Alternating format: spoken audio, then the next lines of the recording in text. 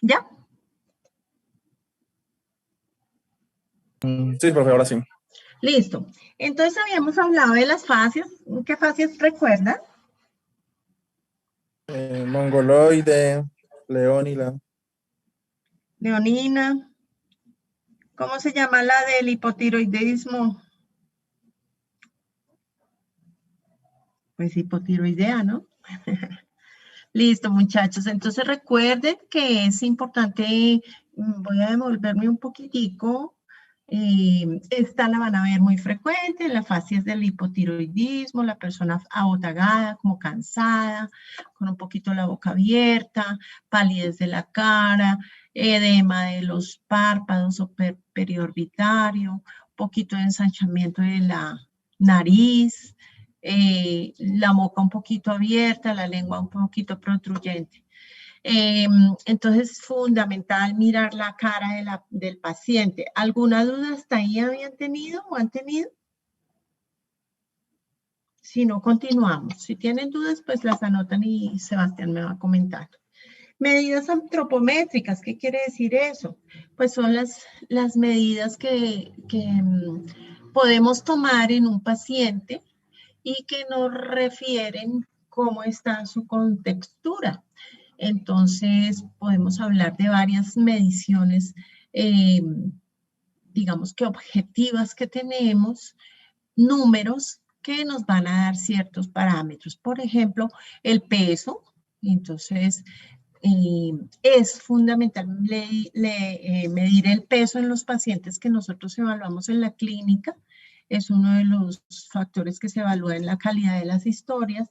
La talla o la altura, que casi nunca se hace en los adultos, es muy frecuente hacerlo en los jóvenes y en los niños, pero sí es también un parámetro muy importante porque nos va a decir la relación entre el peso y la talla, ciertas cosas con respecto a la salud de la persona. Lo que llamamos perímetro abdominal, o sea, medimos con la cinta métrica, cuánto es el contorno de la cintura o del área donde está el ombligo de las personas para ver si tienen, esto se correlaciona directamente con el riesgo cardiovascular de las personas.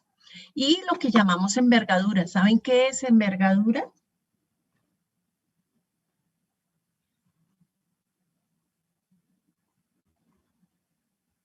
No, profe. Bueno, la envergadura es la distancia entre la punta de los dedos de una mano y la punta de los dedos de la otra mano cuando nos paramos y extendemos los brazos hacia los lados. Entonces, digamos que eso nos da ciertos parámetros.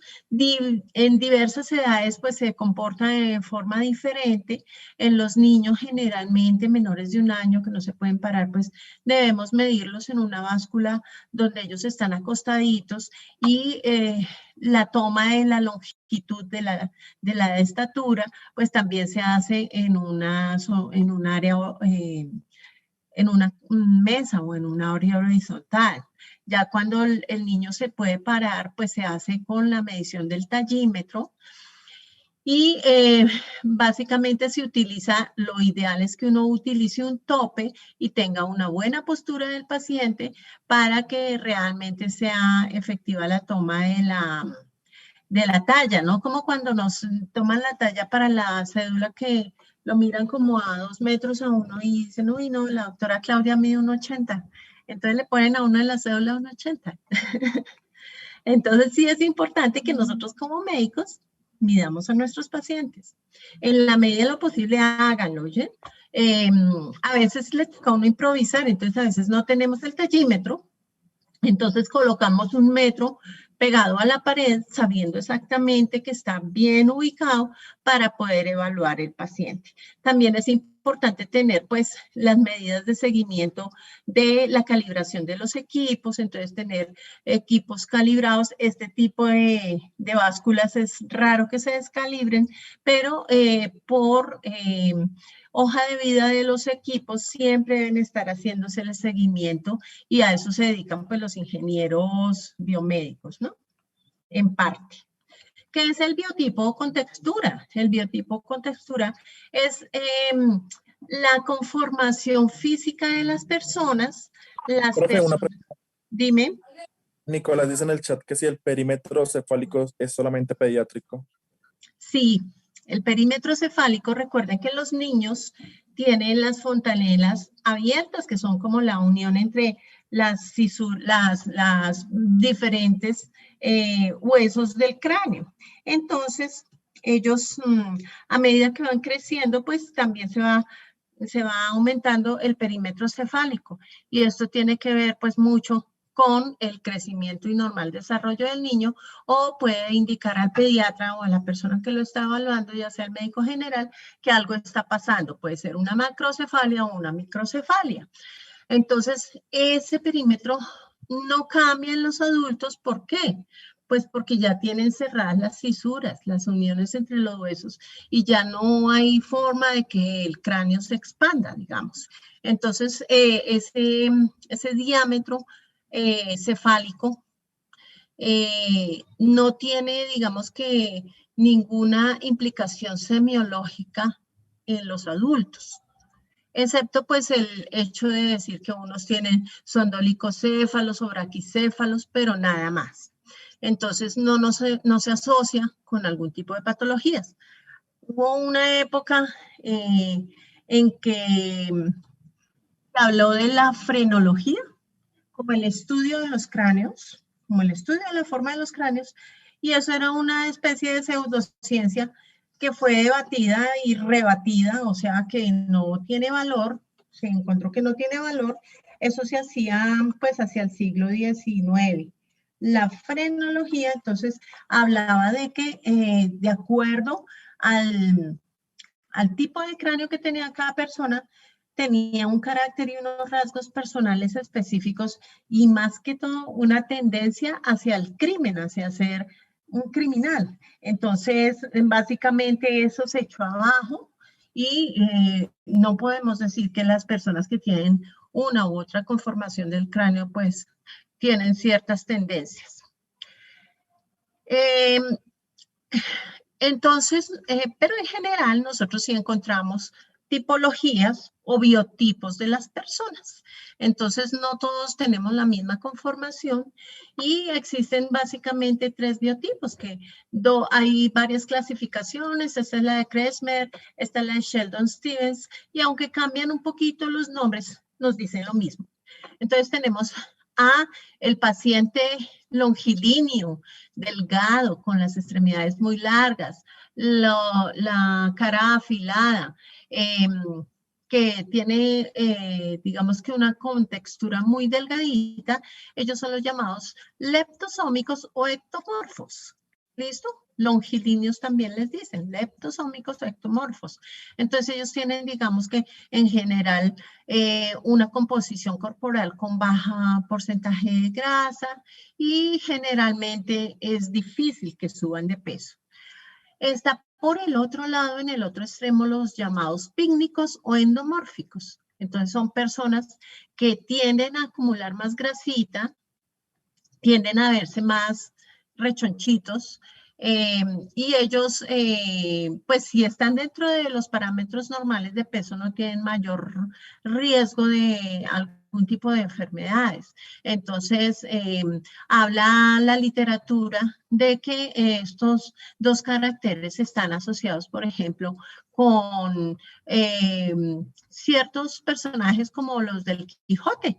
Entonces, el Quijote, ¿quién sería el ectomorfo del Quijote? Sancho Panza. Sancho Panza sería el endomórfico, Quijote. sí, señor. Don Quijote sería el ectomórfico, el flaquito, idealista, por allá, que no le gusta ni comer. En cambio, a Sancho Panza es como muy terrenal, digamos, podríamos decir, un poquito más terrenal. Él le gusta la buena comida, la buena bebida, pasarla chévere. Eso no quiere decir que las personas, digamos que en la vida real, se asocie su característica externa con su característica interna tanto, pero se ven algunos rasguitos. Y entonces esto, digamos que cuando ustedes piensen en alguien endomórfico o pícnico, ustedes se llevan a la idea de Sancho Panza. Y cuando piensan en alguien ectomórfico, entonces piensan en Don Quijote. Así pues, haciendo esa referencia, ustedes se van a acordar. Hay otras personas que no son ni muy, muy gordas ni muy, muy flacas. Entonces son las que se llaman de tipo atlético o tipo mesomórfico. Entonces no están ni tan allá ni tan acá. Tienen una contextura muscular un poquito más representativa que los ectomórficos o leptosómicos, pero no tienen tanta tendencia a acumular grasa en el cuerpo. ¿Qué es la composición corporal? Básicamente la composición corporal es la forma en la cual nuestro cuerpo está acumulando diferentes tipos de tejido. Nosotros podemos hablar para determinar la composición corporal de dos índices, que son el índice de masa corporal y el porcentaje graso, a grandes rasgos. Cuando hablamos del índice de masa corporal, entonces hablamos de un indicador que se encuentra colocando el peso de la persona y dividiéndolo por su talla al cuadrado. Entonces, por ejemplo, si yo peso 52 kilos y mido 1,53 al cuadrado, entonces tendré un porcentaje graso que me imagino que es como 22% aproximadamente. Y entonces ustedes ahí hagan el ejercicio. Si ustedes saben cuánto pesan y cuánto miden, pueden usar la calculadora, el celular, lo que quieran, y van a hacer este indicador. No me lo van a contar todavía. Entonces, su peso, el que tienen ahorita, que de pronto ha subido un poquito por el hecho de que en la pandemia las personas nos tuvimos más que quedar un poquito quietas, y multiplican la talla por la talla, el peso lo dividen por esa multiplicación que hicieron y eso les va a dar un número. Entonces, puede que les dé menos de 18,5, o sea, hasta 18,4. En ese caso, ustedes estarían en bajo peso. Puede que les dé entre 18,5 y 24,9. En el caso de que les haya dado así, ustedes estarían en una composición de índice de masa corporal que se llama normal. Si hablamos de 24,9, más de 24,9, ¿cuánto sería? Pues 25, ¿no? De 25 a 30 hablamos de sobrepeso. Y más de 30 hablamos de obesidad. Entonces, digamos que nosotros no tenemos un peso ideal, no existe un peso ideal, esa frase de que existe un peso ideal es falsa, pero sí tenemos, digamos que unos indicadores que nos dicen si más o menos estamos dentro del peso que sería lógico para nuestra talla, que estaría sin factores de riesgo. Cuando uno ya empieza a tener sobrepeso u obesidad, entonces puede empezar a presentar factores de riesgo para ciertas patologías. Entonces aquí el muñequito pues le toca crecer urgentemente, dice él, aunque pues lo más probable es que no sea posible y le toque es bajar de peso. Entonces, si a alguno le dio más de 24,9, entonces es hora de replantear si está teniendo unos buenos hábitos de vida. Acuérdense que desde que estamos jóvenes, si adoptamos hábitos de vida saludables, pues vamos a tener una vida adulta y una vida en el paso del tiempo mucho mejor. Y yo siempre he pensado y he dicho que uno no puede dar de lo que no tiene. Entonces, si yo no puedo expresarle al paciente que tiene que bajar de peso, cómo es que se siente hacer ejercicio y cómo es que se siente comer bien y cómo es que se siente estar en un peso sano, no se lo puedo mostrar a él. Entonces, estoy siendo como falsa con lo que estoy generándole a él de expectativa. Entonces, si yo quiero que un paciente se cuide, ¿qué es lo primero que debo hacer yo? La dieta. Cuidar. Dar ejemplo. Muy bien, cuidarme, dar ejemplo. Entonces, los invito a que tengan una vida sana desde ahorita que ustedes están jóvenes. No hay ningún tiempo ideal para empezar a hacer actividades. Uno puede empezar a hacer actividades y a modificar su vida en cualquier momento, pero sí la idea es que reduzcan estos factores que pueden generarles a ustedes riesgos de salud. Entonces, el índice de masa corporal es muy importante, pero también es importante cuál del porcentaje de peso es un porcentaje graso y cuál masa magra. Recordemos que en proporción las personas adultas, si son masculinos, tienen cuánto porcentaje de agua en el cuerpo. De agua.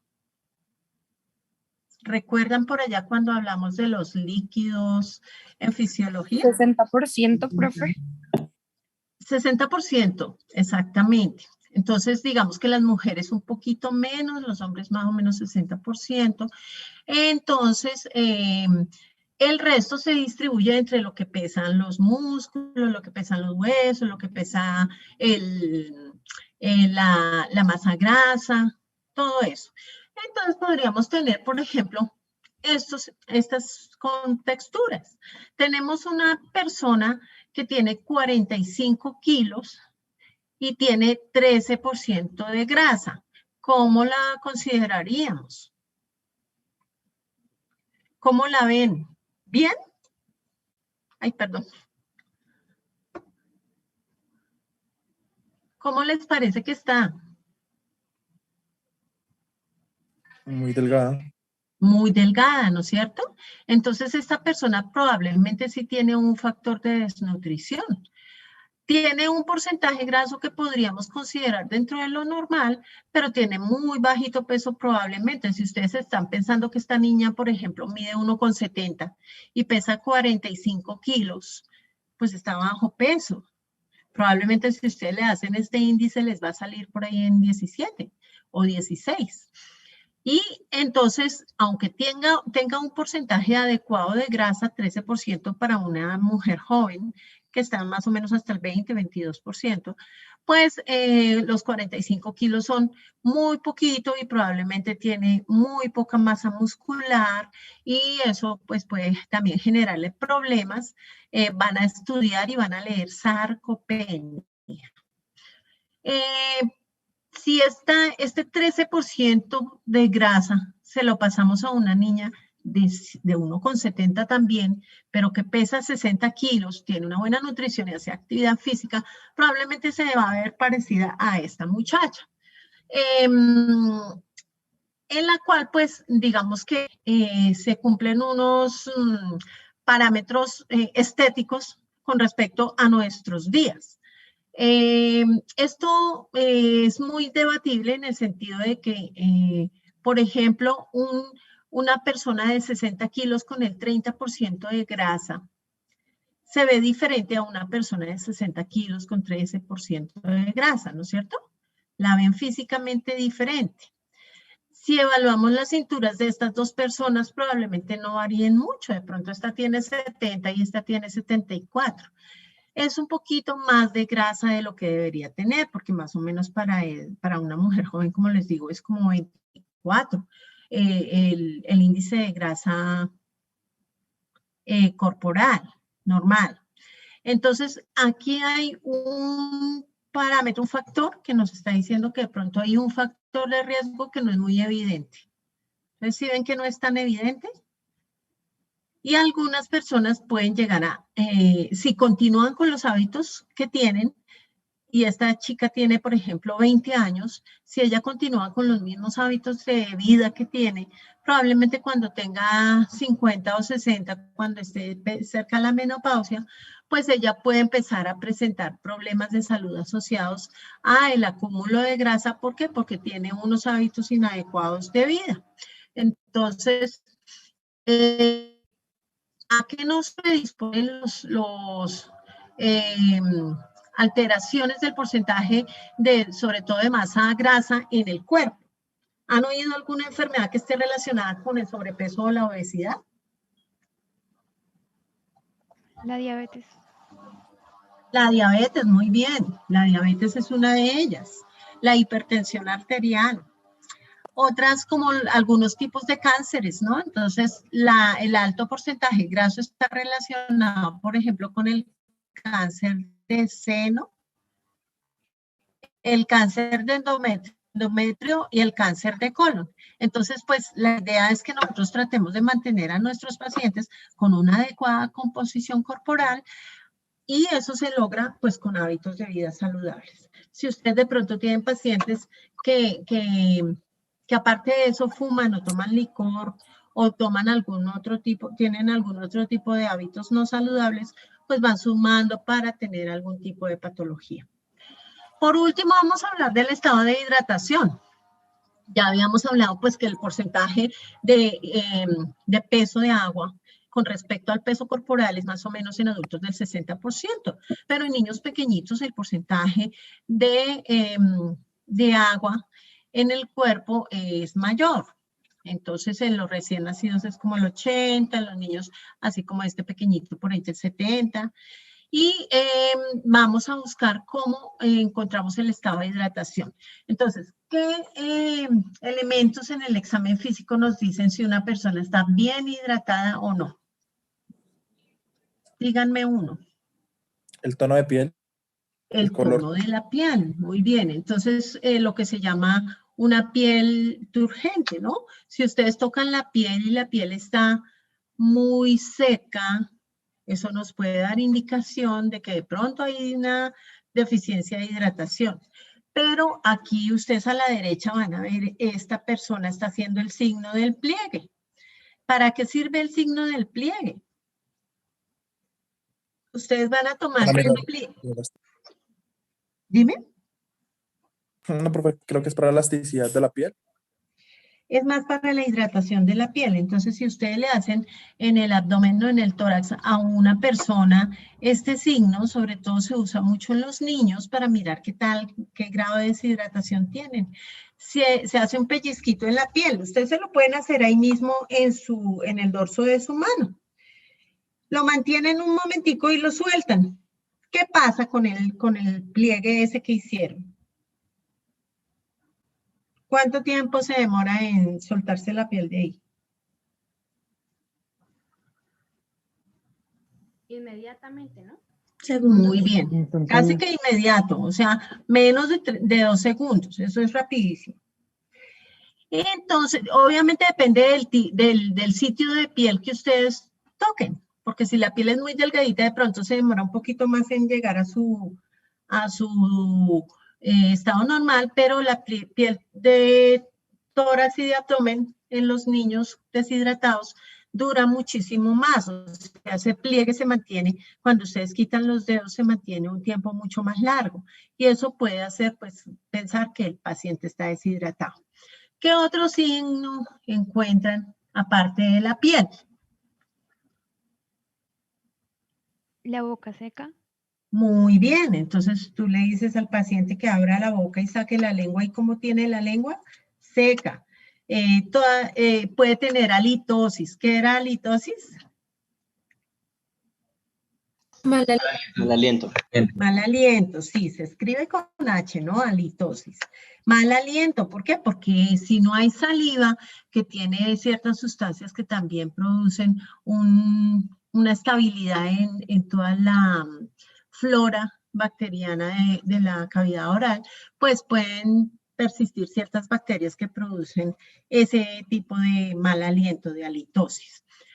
¿Qué más vemos? En los pequeñitos, bueno, generalmente todas las personas, pero más se nota en los niños pequeños que se pueden deshidratar rápidamente, pues un estado así como el de este niño, decaimiento, no quiere hacer nada, no quiere jugar, puede tener también alteraciones a nivel neurológico, entonces puede estar confundido, puede tener alteraciones de pensamiento.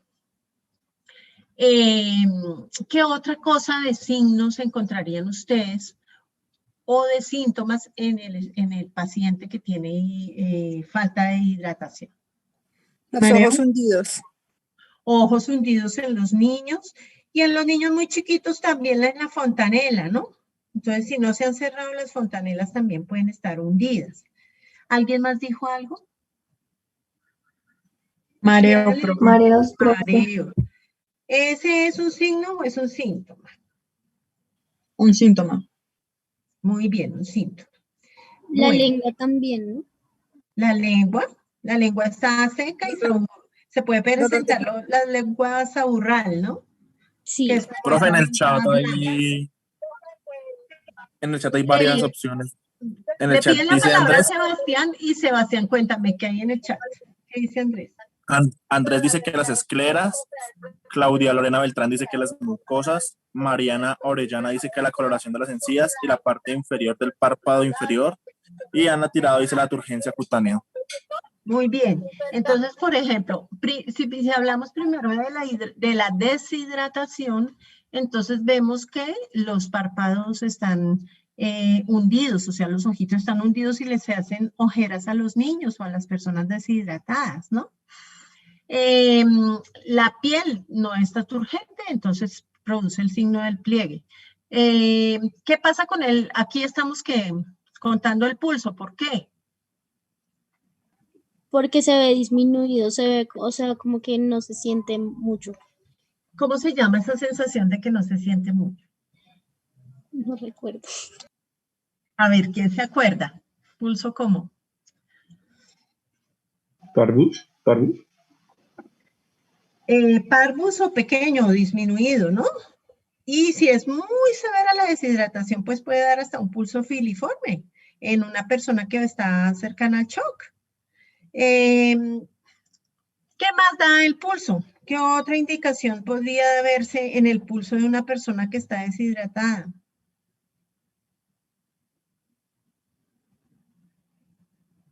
Hay menos volumen circulante. Dime. La bulimia ¿Qué pasa con la bulimia? Muy bien, por ahí vamos. disminuye. Y entonces, si disminuye la bulimia, ¿qué le pasa a la frecuencia cardíaca? Aumenta. Muy bien, el mecanismo compensatorio inicial es aumentar la frecuencia cardíaca a expensas pues, de las catecolaminas. Entonces, pueden ustedes encontrar pulsos filiformes o débiles con aumento de la frecuencia cardíaca. ¿Cómo está la orina en este paciente? Concentrada. Muy turbia. Concentrada, y entonces nos cuenta que ha orinado muy poquitico, o la mamá nos dice que el niño no ha mojado el pañal, o que no le ha tenido que cambiar el pañal en todo el día, por ejemplo. Entonces, diuresis reducida, eso podría ser un signo o un síntoma, ¿no? Entonces, si lo refiere el mismo paciente es un síntoma, y si lo refiere la mamá podría ser un signo. Bueno, si el paciente está sobrehidratado, pueden producir, la sobrehidratación se puede dar por acúmulo de líquidos en los edemas, que puede ser en forma global o en forma localizada. Y también se puede dar por iatrogenia. ¿Se acuerdan qué es iatrogenia?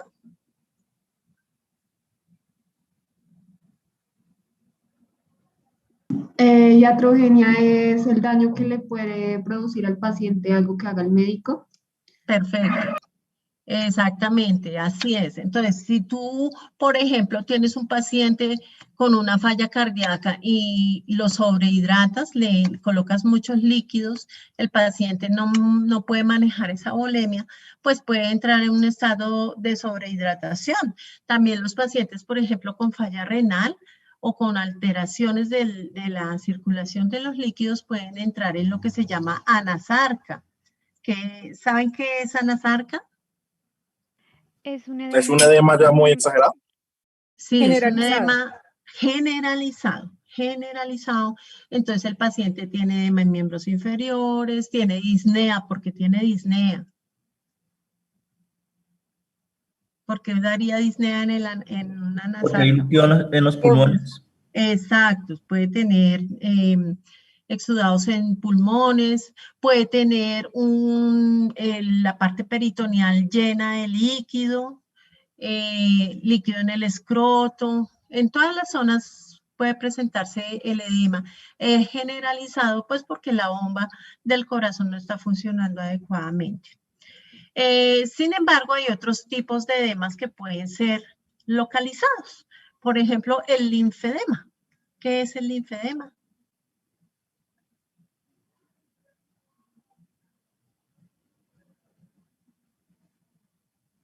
¿Es un edema que se generó porque el sistema linfático no está drenando bien? Perfecto, muy bien. Entonces, el sistema linfático, los vasitos linfáticos que recogen todos los fluidos que no pueden recoger los vasos sanguíneos como las venas, entonces están obstruidos, por ejemplo, por una masa, por ejemplo, posterior a una radioterapia o a un tratamiento quirúrgico que haya resecado ganglios de una zona, como cuando se hacen cirugías en la glándula mamaria y la axila por cáncer de seno. Entonces pueden quedar estos edemas en miembros superiores residuales. También se puede presentar lo que se llama quemosis. La quemosis es el edema a nivel de la conjuntiva, entonces está inflamada. Eso se puede presentar también como parte de los procesos alérgicos. Cuando el paciente también hace trauma sobre el ojo, puede presentarse pues este tipo de acúmulo de líquido en los ojos. O también por sobrehidratación al colocarle líquidos. Entonces, digamos que esas son las cosas que debemos revisar en nuestro paciente y estar evaluándolo. Pues los edemas también tienen otros elementos que hay que tener en cuenta, como si dejan fobia, no dejan fobia, el nivel hasta el cual se presentan los edemas, y pues lo van a seguir viendo en la medida en que ustedes, pues en Semio 2, exploren los síndromes. Exploraciones especiales, entonces, ¿cómo exploramos los niños? Es importantísimo con los niños porque nos debemos ganar su confianza y tenemos un intermediario que es el cuidador, ¿no? El papá o la mamá. Entonces, también ustedes van a desarrollar algunas habilidades en pediatría para poder trabajar con niños, pero básicamente tenemos en los niños que hay que hacer mediciones, lo que hablábamos antes de los perímetros, perímetro cefálico, talla y peso, para mirar si los niños tienen un adecuado crecimiento y poder detectar a tiempo alteraciones de tipo nutricional o de tipo endocrino que nos pueden hacer pensar que el niño tiene alguna deficiencia. ¿Cómo exploramos el área genital y las glándulas mamarias? Lo vamos a ver en cada uno de los ítems que vamos a explorar, como la exploración de tórax y la exploración de pelvis masculina y femenina, pero sí es importante que uno se comunique con el paciente y le haga entender la necesidad de hacer este tipo de exploraciones para no caer en malos entendidos con los pacientes, que es muy frecuente, muy raro, es frecuente. Y, por ejemplo, a veces es bueno que cuando uno hace ese tipo de exploraciones, uno tenga la colaboración de otra persona del equipo que esté presente. En la exploración anal, generalmente, pues antes les cuento, cuando yo estudiaba, pues a nosotros pasábamos por urología, por ejemplo, y palpábamos tratábamos de palpar la próstata de los pacientes. Entonces eso era muy incómodo, pues porque para el paciente no solo lo palpaba el urólogo o el residente, sino que lo palpábamos 2 o 3 de los estudiantes. Entonces, pues eso no era agradable para nadie, no es agradable para nadie, pero es un hospital universitario y así se hacía. Ahora, pues se tiene mucha más precaución en el sentido de evitar esta iatrogenia, que también es por estar pues aprendiendo, y para eso tenemos algunos modelos anatómicos y que pueden ayudar mucho mejor. Y ahora pues esta exploración anal se asocia a equipos que pueden ayudarnos como la ecografía anal para detectar alteraciones en la próstata, asociado pues a otros exámenes de laboratorio, ¿no? Entonces, pues no nos vamos a detener ahí. Esta es la bibliografía como siempre, entonces algo de anatomía y fisiología que lo va entendiendo uno aquí más. Es importante que entonces recordemos todo eso que nos enseñaron y que tenía pues mucha validez. Vamos a continuar con otorrino, que es el otro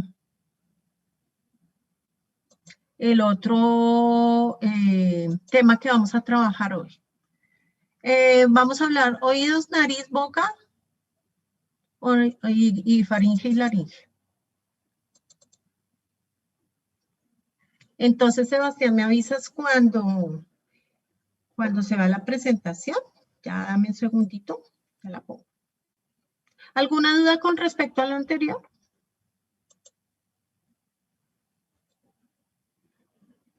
Yo, profe, tengo una duda sobre el índice de masa corporal. Dímelo. Lo que pasa, profe, es que yo he visto que hay, o sea, como que hay un debate ahí fuerte acerca de si el índice de masa corporal sí funciona o no, si se debe usar o no. Y tengo entendido que en países como Canadá ya no lo usan y esas cosas, o sea, como que hay estudios que demuestran que no funciona. Y de acuerdo a lo que tú has leído y a lo que hablamos ahorita, ¿tú qué consideras? Pues, profe, es que el índice de masa corporal, pues no tiene, ay, no considera pues la raza, el sexo de las personas y eso. Profe, yo también estaba hablando con otro médico que me explicaba que el índice de masa corporal no se utilizaba mucho porque también dependía mucho del el porcentaje de músculo que tiene la persona.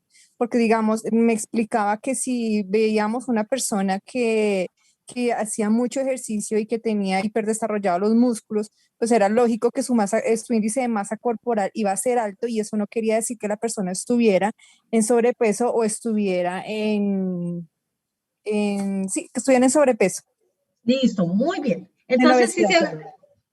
se acuerdan, sí, yo he visto deportistas, entonces, por ejemplo, fisicoculturistas, y ellos pueden tener un índice de masa corporal de 30, pero ustedes le tocan la piel y el pliegue de la piel es mínimo.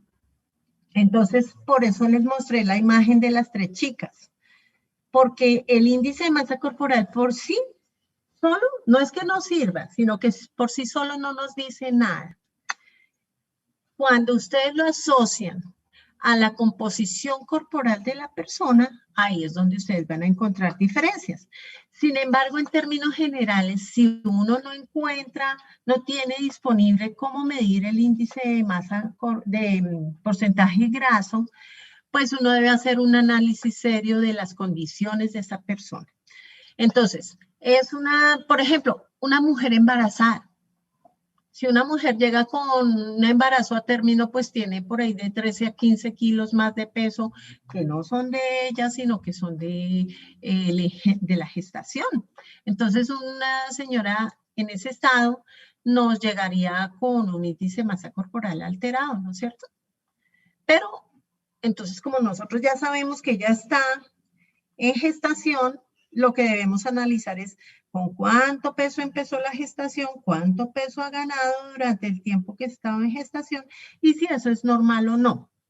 Igual, por ejemplo, alteraciones como la preeclampsia pueden hacer que una mujer, en lugar de subir 10 o 15 kilos de peso en el embarazo, 13 o 15 kilos de peso, suba 20, 30 kilos de peso, lo cual para su salud y la de su bebé sí es grave, sí es complicado.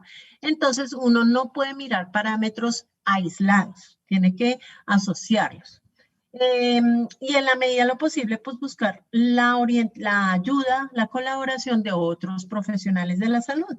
Entonces, por ejemplo, si ustedes tienen dudas de si el paciente realmente tiene obesidad o es que tiene un sobrepeso o un índice de masa corporal alto porque tiene mucha masa muscular, pues ustedes cómo lo pueden descartar, ¿qué se les ocurre? en la consulta. Llegó la persona y mide 1,70 y tiene 92 kilos de peso. ¿Cómo saben ustedes que ese sobrepeso es por obesidad o no? Por el examen del pliegue, profe, la piel. Antes de examinarlo. Ahí les doy la pista. Laura de ella dice que por el perímetro abdominal, profe. Antes de examinarlo. Por la cara, profe. Antes de examinarlo. Profe, hace por uno? la contextura. Viéndolo, al verlo. Al verlo, Profe, bueno, por la sí. contextura. La contextura. Tú lo ves y dices, no, este señor tiene mucho músculo, es luferiño. Listo, pero ¿qué más? La ¿Qué respiración. más? Dime. La Preguntarle por la respiración. actividad física que realiza. Exacto, porque ustedes ya le preguntaron. Entonces ustedes ya le hicieron la anamnesis. Señor, ¿usted cada cuánto hace ejercicio? No, yo nunca hago ejercicio. Entonces está con un índice de masa corporal de 32 y nunca hace ejercicio y tiene una barriguita como prominente. Entonces eso no es por masa muscular, pero tiene el índice de masa de 32 y hace 2 horas de gimnasio diario y compite como Mr. Colombia. Entonces es un físico-culturista, probablemente sí tiene masa muscular adecuada. Y si lo ven ustedes y la contextura les dice que es atlético, que tiene una contextura de persona que hace actividad física, pues probablemente así pueden detectarlo, ¿vale? Entonces, por el interrogatorio, por la medición de los pliegues. ¿Quién hace eso de la medición de los pliegues? Pues generalmente las nutricionistas. Entonces ustedes si tienen dudas pueden pedir una consulta con un nutricionista para que les aclare si es que la persona realmente tiene una obesidad o sobrepeso debido a grasa, a porcentaje graso, o si es muscular. Pero la mayoría de las personas, si están sentaditas todo el día mirando televisión o digitando en el computador y no hacen actividad física y tienen sobrepeso por el índice de masa corporal, pues uno podría asumir que hay que modificar los hábitos de esa persona, ¿sí? Entonces, uno, ¿cómo le hace? Anamnesis al paciente y anamnesis alimentaria. La anamnesis en cuanto a preguntarle si hace actividad física o no, y la alimentaria preguntándole aproximadamente como qué tipo de alimentación. Y obviamente uno no va a poner en la historia, el paciente come alimentos sanos, sino que tiene que averiguar al paciente. Tampoco va a escribir uno que al desayuno, que desayuno, pero sí tiene, digamos que una orientación para decirle al paciente, bueno, ¿usted qué come? No, yo me como sancocho todos los días. ¿Y qué le echa al sancocho? No, le coloco papa, yuca, racacha, plátano y más papas. Y a veces como carne, un pedacito de carne chiquito. ¿Come ensaladas o frutas o verduras? No, no como casi nunca eso. Entonces, ¿tiene una dieta balanceada o imbalanceada? ¿O no balanceada? En ese ejemplo. No balanceada. Muy bien, no balanceada. Entonces, ustedes como médicos también en atención primaria en salud, ustedes deben conocer cómo es una dieta balanceada. ¿Quién me diría cómo es una dieta balanceada? Profe, una porción de carbohidratos, una porción más grande de verduras y lo que es la medida de la palma de la mano de proteína.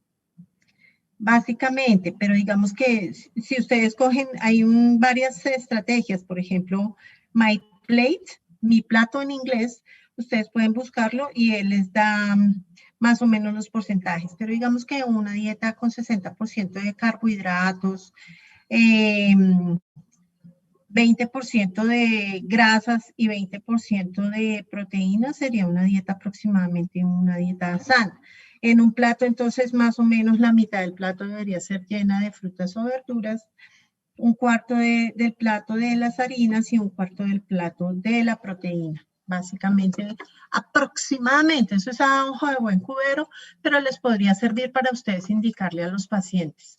Entonces, para que ustedes también den recomendaciones nutricionales, porque es que a veces las personas se molestan porque van al médico y el médico le dice, baje de peso. ¿Y cómo? No, pues coma menos. Eso es una buena indicación de dieta saludable, hablando dieta como los hábitos de alimentación, no como aguantar hambre. No, entonces uno tiene que mirar cómo le puede colaborar al paciente para que esté mejor. Entonces uno tiene que también saber algo de dieta.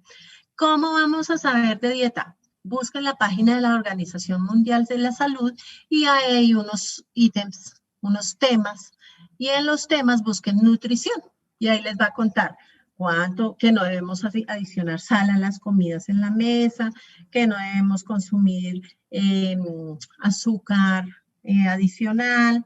El azúcar, la mejor azúcar es la que viene en frutas y verduras.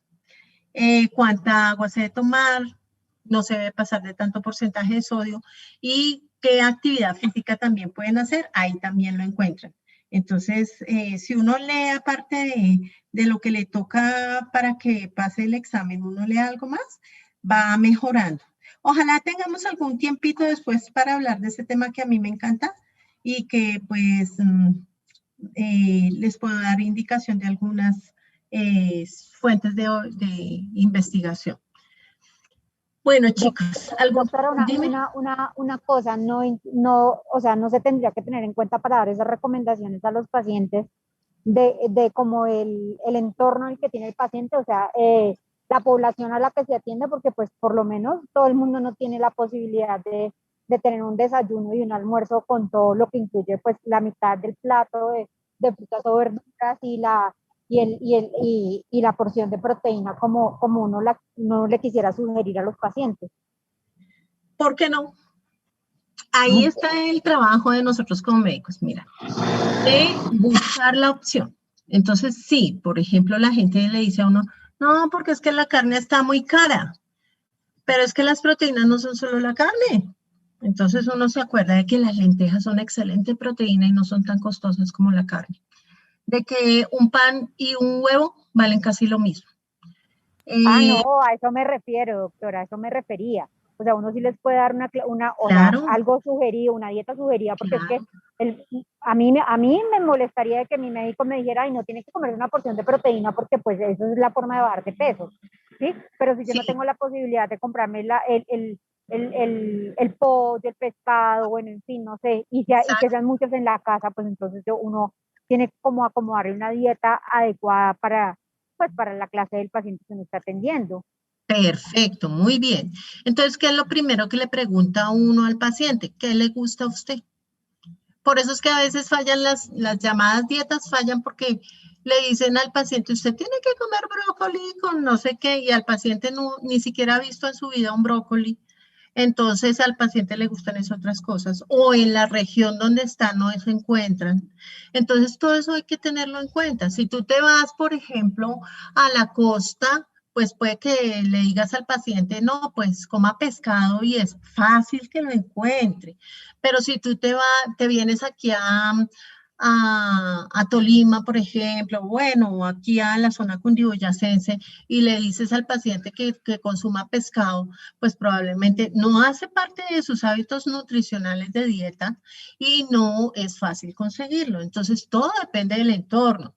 Por eso, para ser buenos médicos, no solo debemos saber curar a los pacientes, sino también debemos estar pendientes de esas partes que son todo lo que es los condicionantes socioeconómicos de la salud, ¿no? Todas esas condiciones adicionales que tiene la salud. A veces, por ejemplo, el solo lavado de manos. Y si el paciente vive en un sitio donde no hay agua, ¿cómo vamos a hacer? Entonces, todas esas cosas tienen que ver también con la situación real de las personas. Pero entonces nuestra función es investigar, oiga, venga, y si de pronto en lugar de que este señor consuma una arepa, consume otra cosa que le genere, por ejemplo, se come la avena así sea con agua o con leche, y eso le da un poquito más de proteína y le da fibra y le reduce el riesgo de las harinas o consume un arroz en lugar de comerse un dulce, ¿sí? Entonces eso va ayudando a que la gente pues aprenda. Bueno. Una pregunta.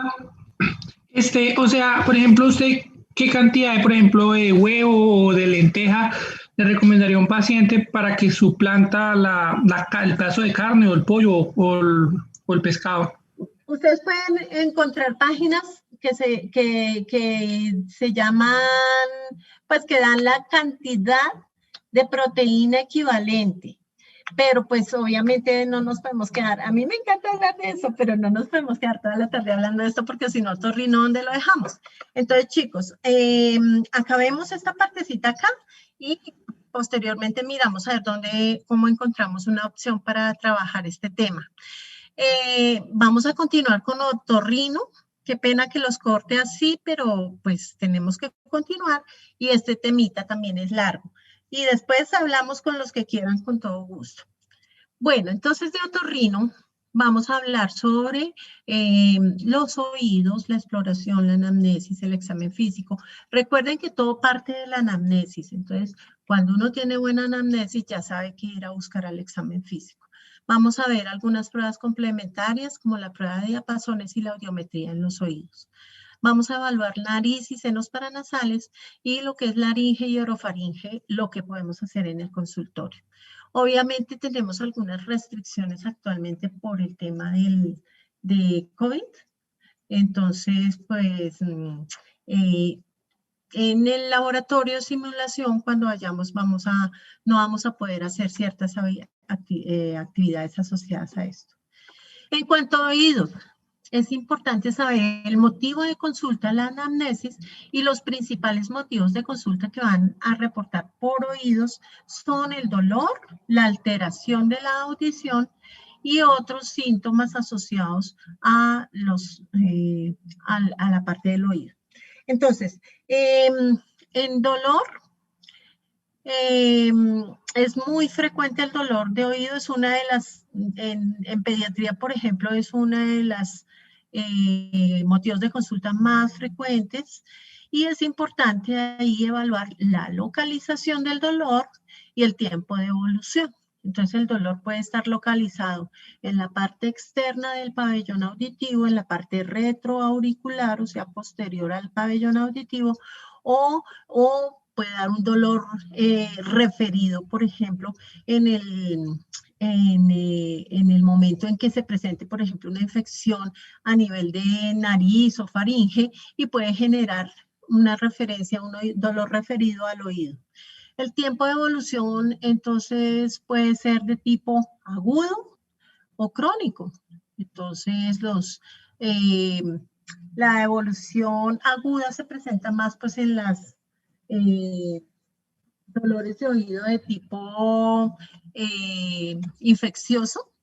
¿Y cuáles son más frecuentes las infecciones de vías respiratorias altas? ¿Cuál tipo de infección es más frecuente? ¿La de bacterias o la de virus? Viral, doctora, viral. Bacterias. Virus. Virales. Muy bien, viral. Entonces las virales son la mayoría y bacterianas son más poquitas. Nos da otra sintomatología. Entonces vamos a evaluarla con todo el cuadro clínico. Acuérdense, tenemos que establecer cuál es el tiempo de evolución y cómo ha sido esa evolución también. Si ha mejorado, si ha empeorado, si se ha asociado a otros síntomas. En cuanto a la alteración de la percepción auditiva, es lo que la gente comúnmente dice sordera.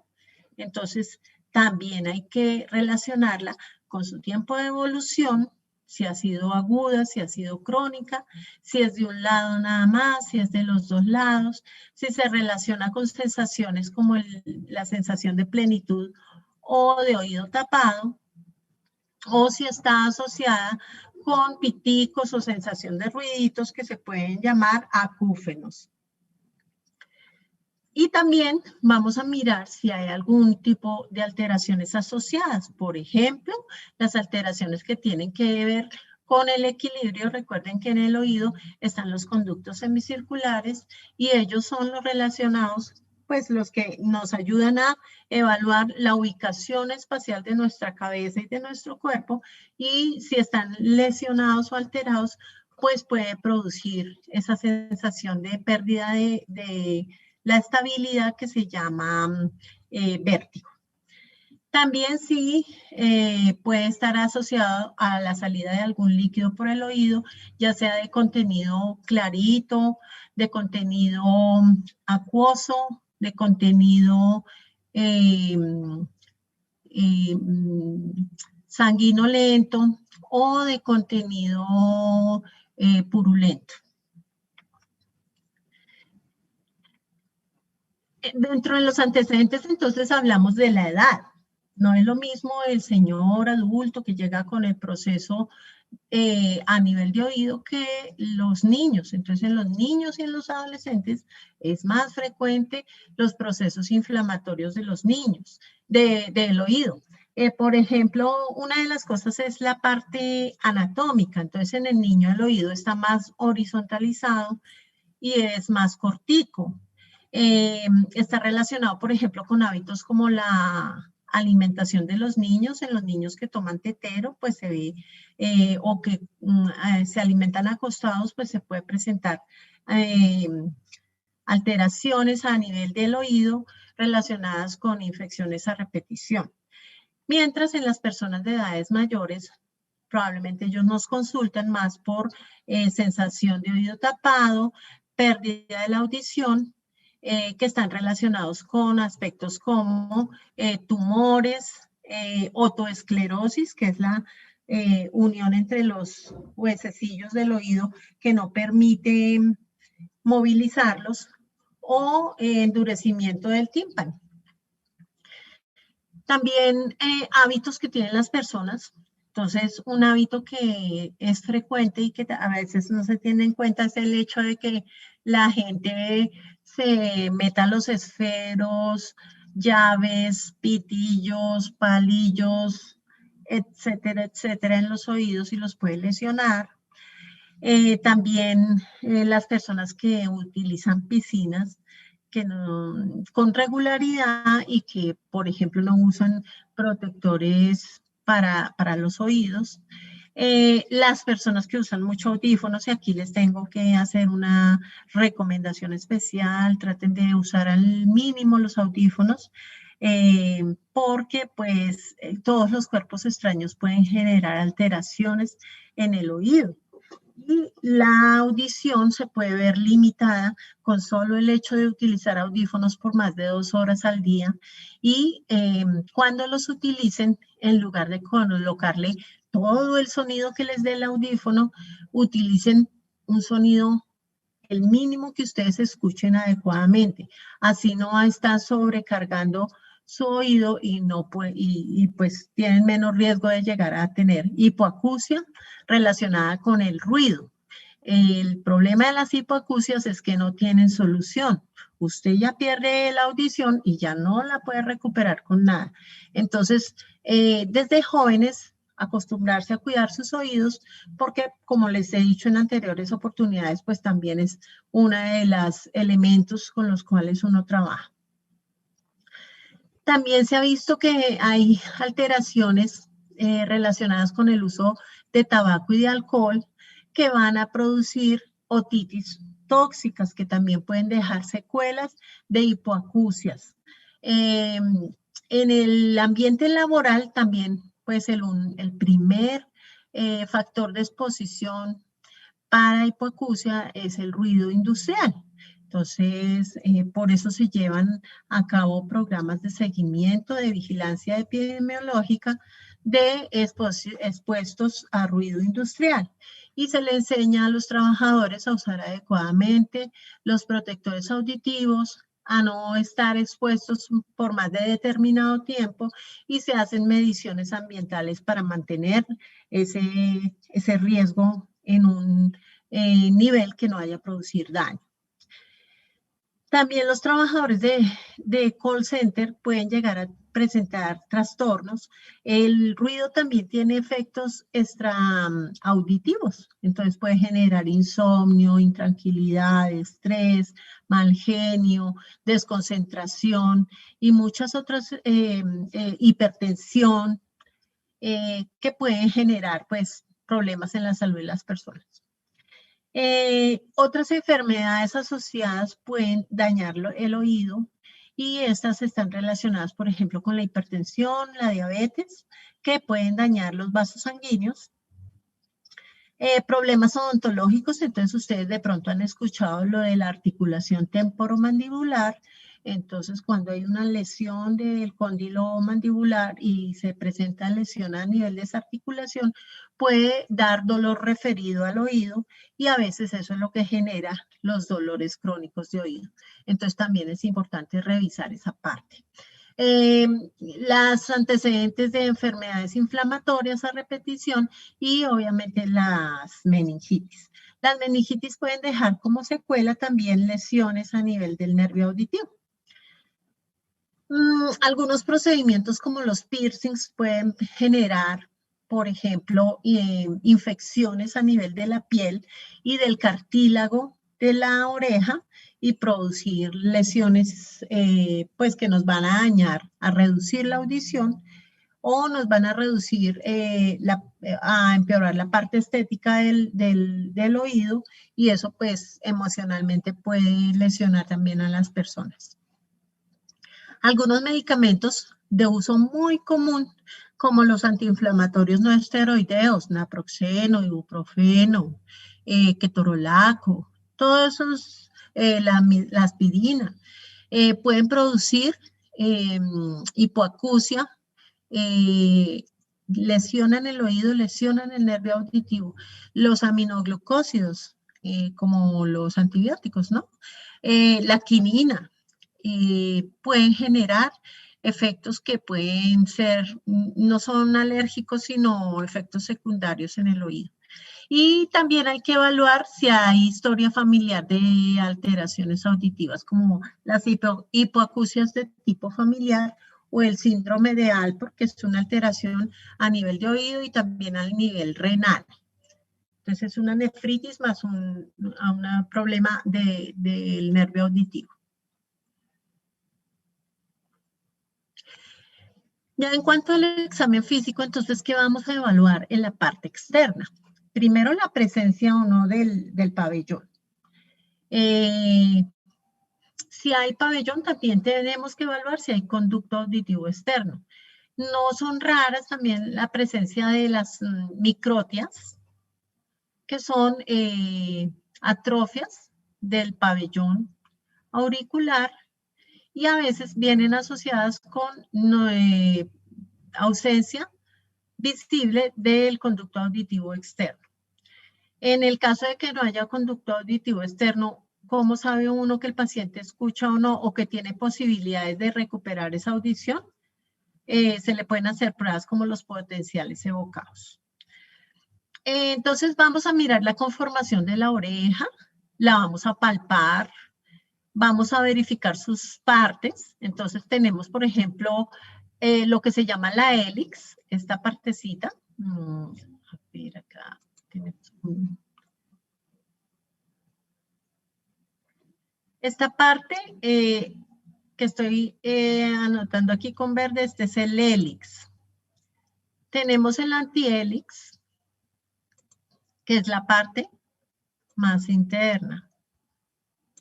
Tenemos otra parte que es la concha auditiva o concha acústica, que es toda esta parte que está como hundidita del oído, también le llaman el vestíbulo. Tenemos el trago, esta saliente anterior, y aquí atrás esta otra saliente se llama el antitrago. Básicamente, digamos que esas son la conformación del conducto del pabellón auricular. Entonces vamos a evaluarlo. Vamos a mirar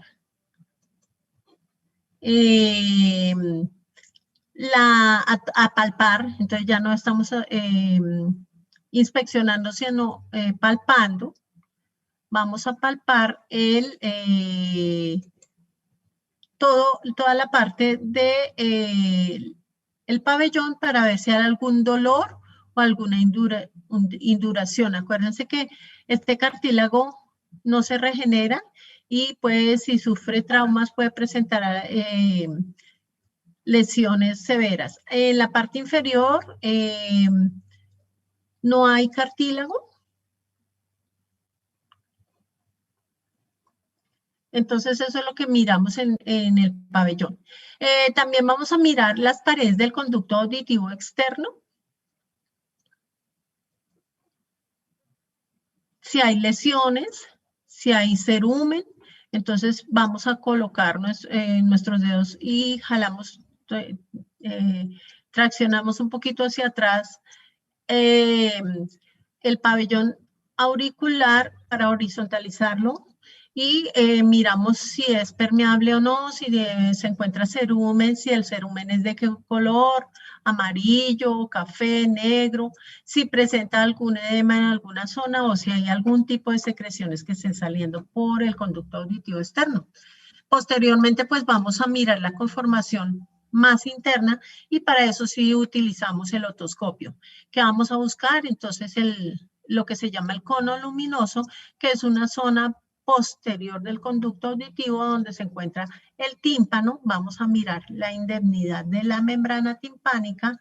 Se alcanzan a ver algo de los huesecillos y vamos a verificar que esa membrana timpánica esté sana.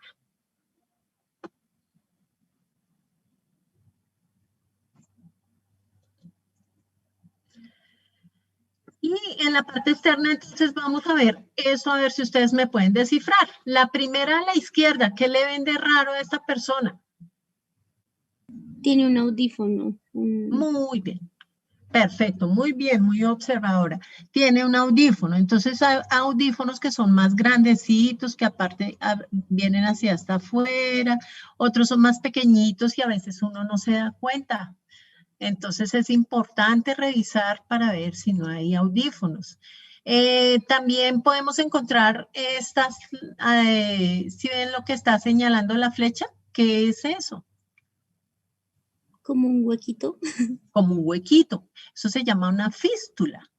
Entonces están las fístulas preauriculares. En las fístulas preauriculares pueden estar asociadas a alteraciones de la función renal de los niños. Pero también tiene un carácter hereditario. Entonces, por ejemplo, les comento, en mi familia, mi sobrino y mi mamá tienen ese tipo de fístula, pero no tienen ninguna, afortunadamente, ninguna lesión renal. Pero sí tienen pues un carácter también familiar. Entonces, pueden estar relacionados o no con enfermedad renal.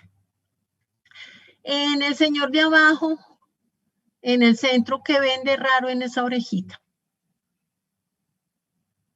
Como una lesión arriba. Ajá. Entonces aquí tú observas una lesión. Muy bien. Esa lesión que parece como si él se hubiera rasguñado, eso es un carcinoma de piel. Probablemente un carcinoma escamocelular. Entonces también cuando vamos de dermatología vamos a ver cómo podemos evidenciar si una lesión puede llegar a ser de tipo cancerosa o maligna en la piel. ¿Qué es esto de la izquierda abajo? Eso creo que se llama oreja de coliflor, algo así. Listo. ¿Y quién tiene orejas de coliflor muy frecuentemente? ¿Qué grupo de población? Los de la MMA. Sí, Y los boxeadores, todas las personas que tienen esos combates cuerpo a cuerpo.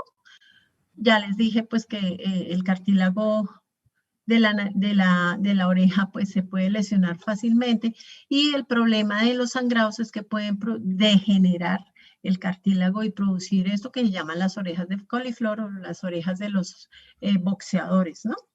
Entonces, pues no quedan bonitos, pero pues afortunadamente no se genera más alteración, sino la estética. ¿Qué pasa con este niño de abajo a la derecha? No se le formó bien como la oreja, como hipoplasia. Entonces esto es lo que se llama una microtia. Nosotros teníamos en la universidad un profesor muy bueno, un profesor cirujano plástico, y él se dedicaba a hacerle la reconstrucción a los niños con microtia, al menos estéticamente, porque un niño de sufre mucho bullying en los colegios. Entonces, él hacía también la reconstrucción estética de estos niños con cartílago de la reja costal. Obviamente hoy todo el mundo lo hace, pero en esa época pues él era uno de los poquitos que lo hacían aquí en Colombia. ¿Qué tiene este niño de la derecha? ¿Qué le ven? Es como una carnosidad que le sale a los lados de las orejas. Profe, ¿cómo se llamaba la anterior? Qué pena, es que no. Profe, yo le pregunto cómo se llama la anterior. Microtia se llama. ¿Listo? Profe, O sea, ¿a raíz de qué se puede dar la microtia? esto es congénita. Entonces se presenta congénita y se puede presentar pues por malformaciones en la formación del embrión, ¿sí? Alteraciones en la formación del embrión. Y estos niños también toca por el sitio de origen, acuérdense del árbol renal y del oído, vienen más o menos del mismo soma, entonces pueden estar asociadas alteraciones ópticas con alteraciones renales. Entonces, si se encuentra una, hay que evaluar la otra. Esto que la compañera dice una carnosidad, lo vamos a llamar una pápula o un apéndice. Entonces son los apéndices preauriculares. Tienen más o menos la misma característica y rasgos de la fístula preauricular y pues como les digo, a veces están asociados con alteraciones a nivel renal. Entonces, generalmente pues son solo estéticas, alteraciones y también de mucha predisposición familiar. ¿Cómo hacemos la otoscopia? Cuando dices que son de predisposición familiar, ¿quiere decir que los hijos probablemente ellos también salgan con eso? Pues que los hijos no, pero sí tiene como una característica familiar. Acuérdense que los rasgos de familia pueden ser dominantes o recesivos, ¿no? Entonces, se pueden presentar en varios miembros de la familia.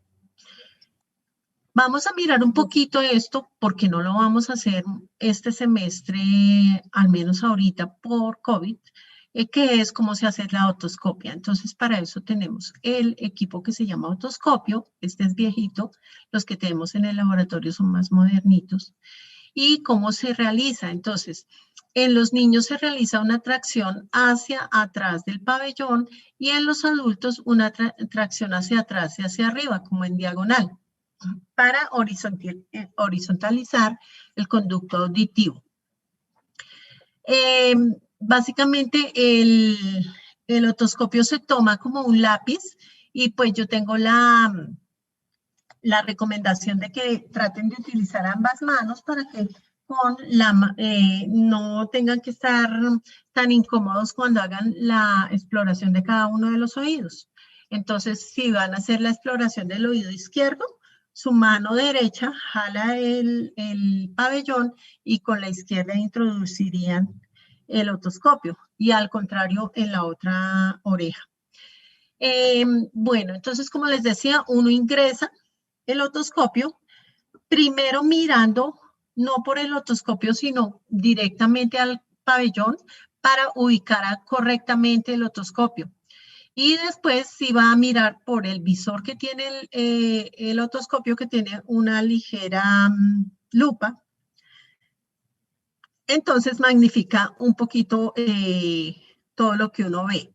Él tiene un cono de luz y el cono de luz va a ir a impactar a la zona donde está el tímpano. Si ustedes ven en el dibujo, el tímpano no está vertical, sino está como oblicuo. Entonces, ahí va a incidir la luz del otoscopio y ustedes van a ver una partecita que refleja como una zona triangular blanquecina. Eso es lo que llamamos el triángulo luminoso. Aquí tengo otras donde vamos a mirar más.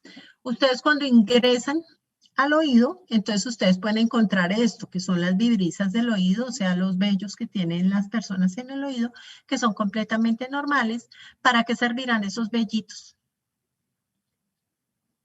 ¿Para limpieza, profe? ¿Para qué sirven?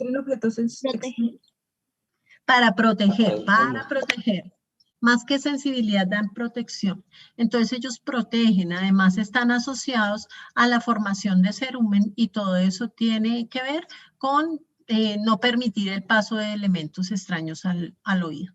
Entonces hay gente que forma más cerumen que otra y a veces se presenta que ustedes hacen la otoscopia y lo que ven es esto, una obstrucción por el cerumen que se llama un tapón de cerumen. ¿Eso qué pasa? Que no me permite ver atrás al tímpano. Entonces, si ven al tapón de cerumen, no hay nada que hacer, no se puede ver el tímpano. Básicamente, antes se hacían muchos lavados de oído para sacar este cerumen. Ahora, pues, si es necesario, se sacan con un procedimiento especial. Entonces, el paciente se pone glicerina o aceite durante unos días para ablandarlo. Y después con una especie de cucharita lo retiran con suavidad. Antes le mandábamos el chorro de agua allá y a veces producíamos mucho eritema o inclusive perforación del tímpano iatrogénica por tratar de sacar estos tapones de cerumen.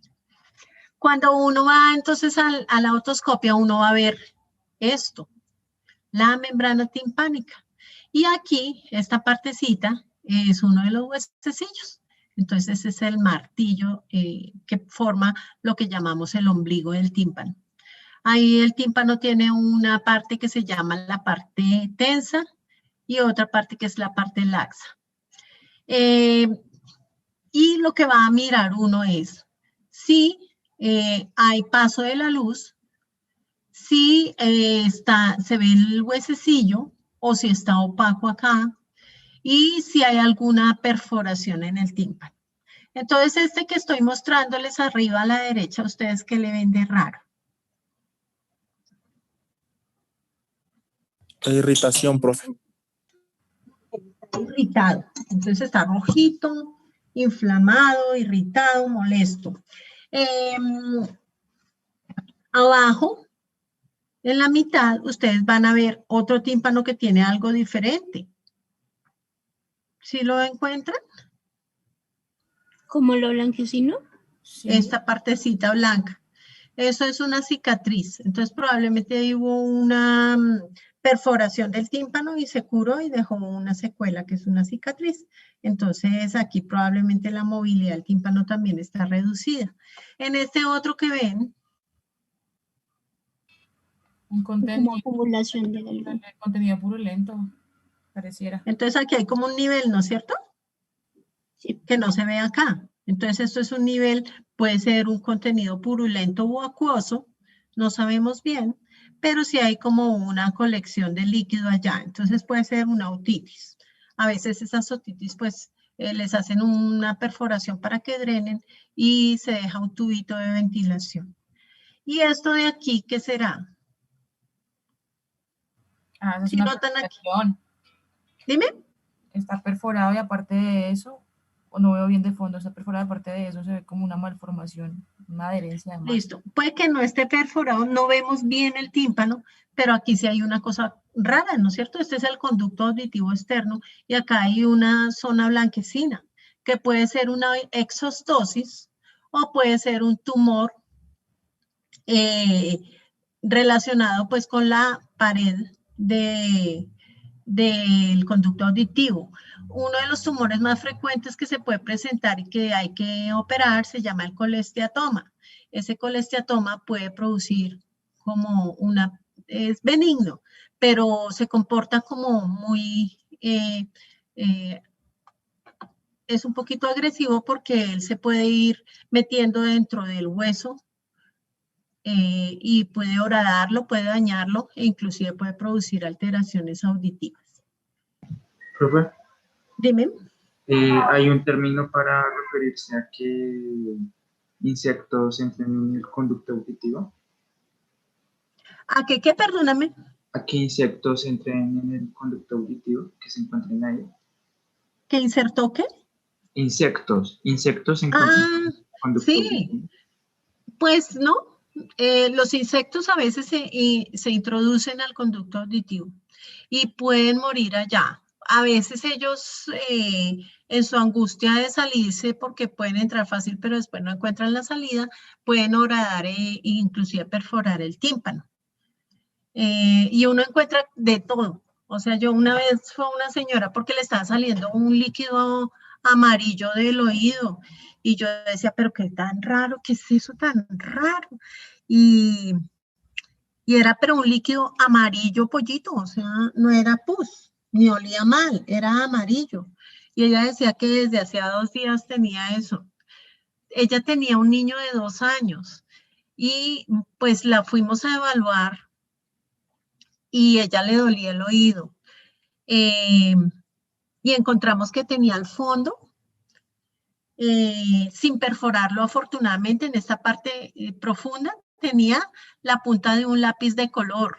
El niño chiquito le había metido una punta de un color en el oído mientras ella estaba durmiendo y ella no se había dado cuenta, sino que después con el calor del cuerpo se empezó a generar pues ese calor derritió la puntica del lápiz y empezó a salir el líquido y por eso se veía así. Entonces son cosas raras, los niños se van metiendo o van metiéndole a los demás cosas en los oídos.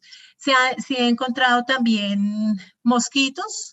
A un amigo una vez le sacaron una especie de saltamontes muy pequeñito y estaba vivo todavía.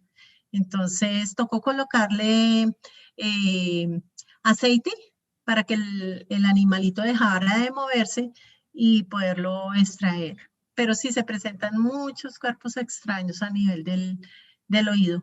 Uno lo anota como se presenta, se observa restos o aparente insecto en el conducto auditivo externo. Así lo anotan tal cual. ¿Listo?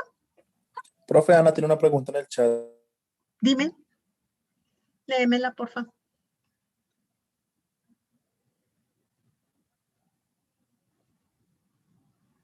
Sebastián, por favor, ¿me la lees? Profe, ¿me escuchaste? No, no te escuché, qué pena. Ok, vale, profe.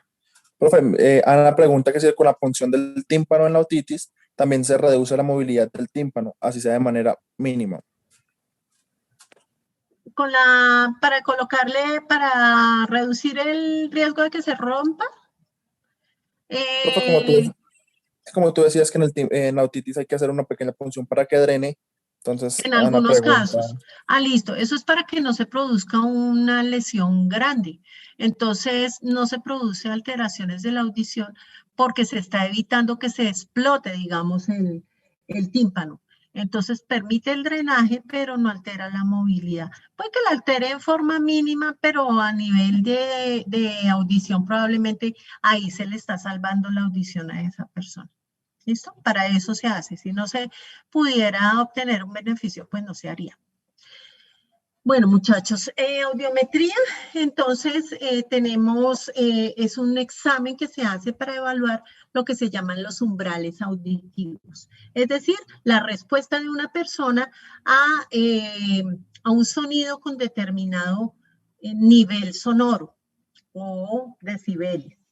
Los decibeles son los que nos dicen si un sonido está escuchándose bajito o alto. Entonces, por favor, moderen los decibeles de sus equipos de sonido cuando estén en la casa.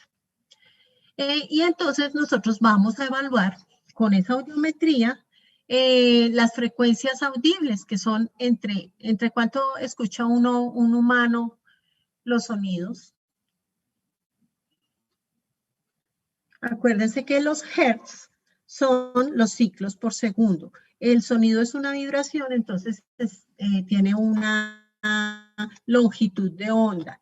Y la longitud de onda está dada por los números de ciclos por segundo que tenga un sonido. Entonces, ¿alguien sabe entre cuánto escucha uno? ¿Escuchan los humanos el sonido?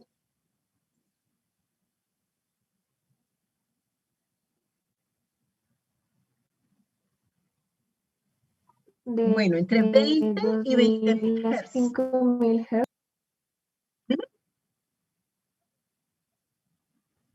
Profe Diego dice que de 20.000 a 20. De 20 a 20.000. De 2.000 20 a a 20.000. 20.000. No, de 20 a 20.000 Hz es la capacidad, digamos que el espectro de audición de un humano. Los perritos, los animalitos, los caballos, los gatos escuchan más, por eso ellos se dan cuenta antes de que pasa o se dan cuenta antes de que llegue el dueño, están mirando a la puerta a ver porque ya saben que ya llegó, porque escuchan más que nosotros. Entonces ellos tienen una capacidad mayor para escuchar los sonidos. Esta capacidad se va perdiendo a medida que pasa el tiempo. Entonces se hacen ejercicios en los cuales se pone cierta frecuencia de sonido y, por ejemplo, se pone un sonido a 20.000 Hz y a 20.000 Hz probablemente los menores de 20 años los escuchan muy bien, pero ya si tienen más de 25 años de pronto ya no escuchan el de 20.000 Hz, escuchan de 10.000 para abajo. Entonces, por ejemplo, eso va cambiando con la edad, eso es lo que se llama la presbiacusia. Entonces, cuando alguien tiene por ahí el micrófono abierto, por favor, ciérrelo. Gracias. A medida que va pasando el tiempo, entonces uno va perdiendo la capacidad de escuchar ciertas intensidades de sonidos, generalmente los sonidos de tonos altos. Por eso de pronto ustedes se han dado cuenta que, por ejemplo, sus abuelitos o personas mayores a veces no escuchan el timbre del teléfono, porque es un timbre más agudo. Pero no se les pasa nada de lo que ustedes estén diciendo, porque eso sí escuchan claritico. Entonces, eso es lo que se llaman las frecuencias conversacionales, las de donde uno emite la voz. Y ahí, entonces, están más o menos entre 250 Hz y 3.000 Hz. Esas son las conversacionales. Cuando uno hace audiometrías, entonces se evalúa entre 125 y 8.000 Hz. O kilohertz. 8 kilohertz es lo mismo que 8.000 Hz. Y ahí entonces evalúan poniéndole mayor o menor intensidad al audiómetro. Si yo le pongo, por ejemplo, un sonido de 250 Hz sería grave, como y si yo le pongo más intensidad, pues lo pongo duro. Y si le pongo menos intensidad, lo pongo suavecito. Entonces, pero es el mismo sonido de 250. En cambio, el de 4.000 sería muy agudo. Entonces, los que canten, yo no canto, obviamente ya se dieron cuenta, los que cantan pueden subir notas muy agudas, pero una nota muy aguda se puede cantar suavecito o se puede cantar fuerte. De acuerdo a eso, entonces, nosotros vamos mirando unas curvas de cómo se está presentando la conducción del sonido. La conducción puede ser por la vía aérea o por los huesos del cráneo. Entonces, a eso nos referimos con conducción ósea. Siempre la conducción aérea es mayor, más fidedigna que la conducción ósea, pero se tienen que evaluar a ambas cuando los pacientes tienen alteraciones. Entonces se pueden dar dos tipos de pérdidas auditivas o hipoacusias, la que se llaman las de transmisión, hipoacusias conductivas, donde lo que se daña es la transmisión por la vía aérea del impulso. Entonces, o no me llega al oído, o si llega al oído no pasa por el tímpano, porque, por ejemplo, el tímpano está tenso y está esclerótico, o sea, no se puede mover, no vibra. O hay una otoesclerosis porque los huesecillos están fundidos y no se pegan unos contra otros para transmitir el sonido. O aquí en la ventana oval hay alguna alteración que impide que pase el sonido por la linfa. Entonces no es detectado. Digamos que hasta ahí irían las hipoacusias de tipo conductivas o de transmisión. Y hay las hipoacusias de percepción o neurosensoriales, donde lo que se daña es, digamos que la parte nerviosa de la detección del impulso. Entonces, hay una linfa y hay unos vellitos en esta linfa que son estimulados cada vez que entra un sonido. Cuando se pierden esos vellitos que están asociados a las neuronas y forman el nervio auditivo, pues se produce una hipoacusia sensorial o neurosensorial. Son las sorderas de percepción. Cuando uno ve los audiogramas, o sea, uno le pone al paciente a escuchar los ruiditos y le pone poca intensidad y le va aumentando a medida que el paciente, por ahí hay un micrófono abierto, por favor, cerrarlo. A nivel que el paciente va detectándolo, si no lo detecta, uno aumenta el sonido hasta que el paciente lo escucha. Alison, perdón, profe, ¿puedo apagar el micrófono, por favor? Señora. Alison tenía el micrófono prendido, pero ya, profe, continúe.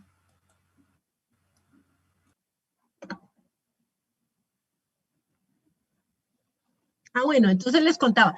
Estas son las curvas que se producen cuando una persona tiene una hipoacusia y que está iniciando. Entonces, generalmente se pierden primero las frecuencias altas, las de 4.000, 6.000 u 8.000 kilohertz, de 8.000 hertz, que las frecuencias bajas de conversación en las hipoacusias de tipo neurosensorial, o sea, de estas de la ventana oval hacia acá.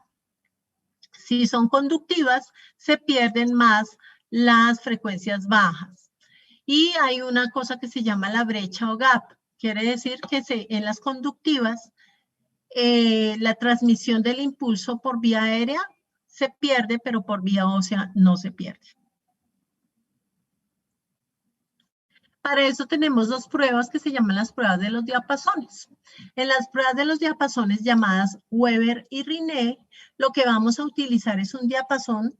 Si alguno es músico o sabe de música, sabe que con estos diapasones también, estos diapasones se utilizan mucho en música para afinar los instrumentos. Entonces, usamos un diapasón grande de 125, de 250 Hz y lo hacemos vibrar y lo colocamos en la mitad del cráneo. Puede ser en la parte frontal, sobre el arco, la base de la nariz o sobre el mentón, pero generalmente lo ponemos en la parte superior de la cabeza, en la parte media, y esa vibración se debe transmitir a ambos lados por igual. Eso se llama un Weber simétrico. Cuando el Weber no se transmite a un lado, podemos estar pensando que el paciente tiene alguna alteración de la transmisión del sonido. Y eso lo combinamos con la prueba de Riné. En la prueba de Riné lo que hacemos es ponemos a vibrar el diapasón y lo ponemos sobre la apófisis mastoides. Sobre la apófisis mastoides, ahí atrás. Y le pedimos al paciente que nos avise cuando ya no escuche el diapasón. Cuando el diapasón ya no lo escucha el paciente, se lo ponemos al lado, con las horquillas mirándonos a nosotros, la U mirándonos a nosotros. Nosotros nos hacemos al lado del paciente. Si ese paciente persiste escuchando el sonido, decimos que la prueba de Riné es normal. Pero si el paciente ya no escucha el sonido, entonces la prueba de Riné está anormal o acortada. La normal es porque, acuérdense que yo les dije que la transmisión del sonido es más larga, mayor por el lado de la vía aérea que de la vía ósea. Entonces, si él ya no escuchó más por aquí y sigue escuchando aquí, ¿estará normal o anormal?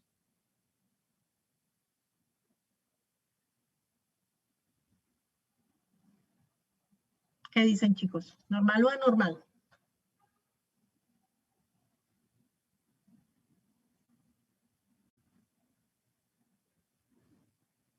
Normal, profe.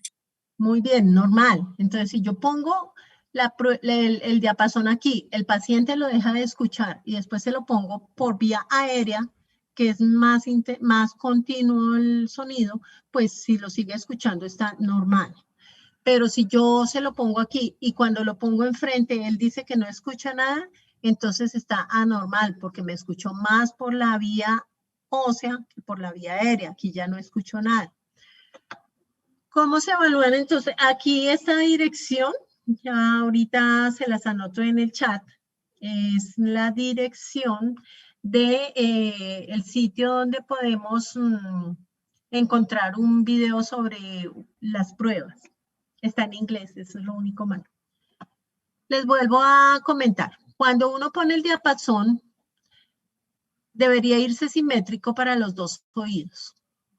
Si yo tengo dañado la prueba de conducción aérea en el oído izquierdo, en este caso esta es, pues la prueba yo la escucharé más por la vía ósea, se me va predominantemente por la vía ósea, entonces el Weber se me lateraliza hacia el lado enfermo. ¿Cuándo? Cuando la hipoacusia es conductiva. Pero si yo tengo la misma prueba y tengo una hipoacusia neurosensorial del lado derecho, pues la prueba se me iría para el lado sano. Esto yo les digo es como cuando uno pone un equipo a todo volumen y la persona no tiene la capacidad de escucharlo, así yo reviente el equipo aumentándole el volumen, nunca va a escuchar, entonces por eso no escucha a este lado. Cuando está lesionado, ¿qué? El nervio, o sea que es de tipo neurosensorial. Entonces, cuando yo tengo un Weber lateralizado del lado izquierdo y un rine negativo de este lado, podemos decir que la persona tiene una hipoacusia neurosensorial del lado afectado, de este lado. ¿Listo? Entonces yo combino las dos pruebas para saber qué tipo de hipoacusia tiene el personaje. Porque con una sola no podría decir. Si él me dice, no, se me va más para la derecha, pues puede ser o conductiva de ese lado o neurosensorial del otro. Y la única forma de detectar cuál de las dos es con el RINE. ¿Listo? Entonces, si el RINE es positivo, puede ser una neurosensorial de ese lado. Si es negativo, es conductiva de ese lado. ¿Entendido esto de las pruebas de diapasones? Es un poquito complicado, yo sé que es un poco complicado, pero la idea es que entiendan bien cuál es la vía por la cual va el sonido. ¿Cómo vamos en eso? ¿Alguien me podría decir si entendieron o no?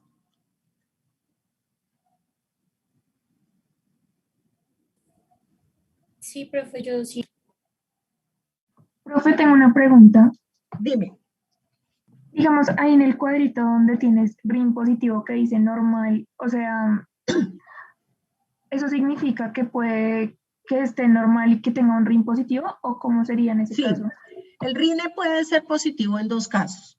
Si hay una audición normal o si hay una hipoacusia neurosensorial. ¿Listo? Y puede ser negativo si la hipoacusia es conductiva. Entonces, estos combinados con Weber nos da el tipo de hipoacusia. Entonces, un Weber normal, el paciente va a decir, escucho igual a ambos lados. A veces los pacientes no le dicen a uno que escuchan, sino que sienten la vibración, sienten el elemento vibrante. Entonces, cualquiera de las dos es válida. No es que si no escuchan el i, sino que sienten la vibración, es anormal. No, es normal. Entonces, la idea es que iría a ambos lados simétricamente. Si se me va para un lado, puede ser que hay una hipoacusia conductiva de ese lado para el que se fue o una hipoacusia neurosensorial del otro lado. ¿Listo? o es conductiva del lado para el que se fue porque el sonido decidió viajar más bien por el lado del cráneo que por la vía aérea. Entonces, por este lado viajó, digamos que normal, entonces no se siente tanto y se lateraliza hacia el lado enfermo. Pero si el trastorno es neurológico, si ya está dañado es el receptor, entonces al hacer la prueba se me lateraliza hacia el lado sano. Porque este receptor, aunque yo le ponga todo el volumen o toda la intensidad, pues nunca me va a detectar porque está dañado. El daño es aquí y no en la transmisión por la vía aérea, que nos daría la conducción hacia ese lado. El RINE se evalúa lado a lado, ese no es comparativo un lado con el otro. Entonces yo puedo decir RINE derecho positivo con RINE izquierdo positivo o RINE derecho positivo con RINE izquierdo negativo. ¿Listo? Entonces, son independientes. Ustedes pueden evaluar los dos oídos independientes, pero si ustedes suman las dos pruebas, pues van a encontrar cuál es el resultado, ¿sí? Entonces aquí está, el lateralizado derecho nos da por hipoacusia neurosensorial izquierda o por hipoacusia conductiva derecha. Y el lateralizado derecho por neurosensorial derecha o conductiva izquierda. Vamos a pasar rápidamente. Vértigo, ustedes lo van a ver posteriormente también en la parte neurológica. Entonces tenemos los vértigos que son alteraciones de la postura, sensación de que no podemos mantener la postura y puede ser de origen periférico o de origen central. Hay que tener en cuenta que hay que preguntarle bien al paciente a ver si eso es un vértigo o si es un mareo. Entonces, el mareo es un poquito menos subjetivo, o sea, él siente que se está moviendo todo. En el vértigo siente que no puede tenerse en pie. Básicamente, como la diferencia. Qué pena. Dime. Es que en la tabla anterior, en Weber, los últimos decían ambos lateralizado derecho. No sé si se derrotó. Ay, sí, tienes toda la razón. Tienes toda la razón, discúlpame aquí. Claro. Entonces, ¿cuál sería izquierdo de estos dos? ¿Cuál creen que sería izquierdo? ¿El de arriba o el de abajo? ¿El de abajo, profe? Sí, el de abajo. El de abajo sería izquierdo. Ay. Gracias, voy a solucionar esto. Entonces el Weber de abajo es derecho. ¿Por qué? Porque está asociado con la hipoacusia de tipo, el de abajo es izquierdo porque está relacionado con la hipoacusia conductiva izquierda. Cuando le suba la presentación, la corrijo. Gracias, profe. A ti, gracias por hacerme caer en cuenta. Listo, muchachos. En cuanto al vértigo, la mayoría de los vértigos son de origen periférico y hay unos poquitos de origen central. Básicamente de origen periférico pues estarían ahí antes de que se forme, antes de que entre el octavo par craneano a su sitio en el mesencéfalo. La forma de presentación, entonces el de origen periférico es más insidioso, es decir, se presenta rápidamente, mientras el central puede durar muchísimo tiempo. En el periférico no hay tantos síntomas neurológicos asociados, que pueden ser, por ejemplo, la ataxia, la afasia, la alteración, la diplopía. ¿Qué es diplopía? Visión doble. Muy bien. Alteración de pares craneanos, en cambio, en el origen central, sí. En el origen periférico puede estar alterado, relacionado con las posturas. Entonces, por ejemplo, el vértigo postural benigno se relaciona con una postura en la cual se empeoran los síntomas, en cambio, en el origen central, no. El de origen periférico puede dar muchísimos síntomas subjetivos vegetativos como náusea, vómito e inclusive a veces algo de nistagmo, mientras en el origen central casi no hay síntomas vegetativos. y puede estar relacionado con hipoacusia en el origen periférico más frecuente que en el origen central.